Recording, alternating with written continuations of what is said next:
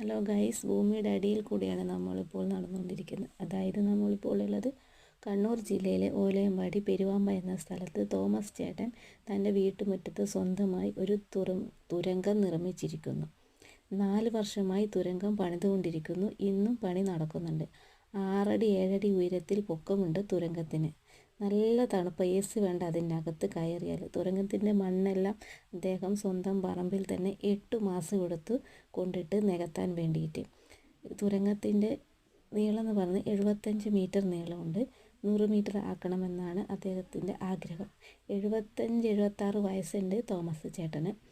അടിപൊളി തുരങ്കമാണ്. ചരിത്രം കുറിക്കപ്പെടുമെന്ന് വിചാരിക്കുന്നു. അതിമനോഹരമായ ഈ തുരങ്കം കാണാൻ നിരവധി പേര് എത്തുന്നുണ്ട്. വാർത്തകളിലും ചാനലുകളൊക്കെ ഇടം നേടിയ ഈ തുരങ്കം കാണാൻ തന്നെ അതിമനോഹരം. സ്വന്തം കഴിവുകൊണ്ട് ചെയ്ത ഈ തുരങ്കം സൂപ്പർ.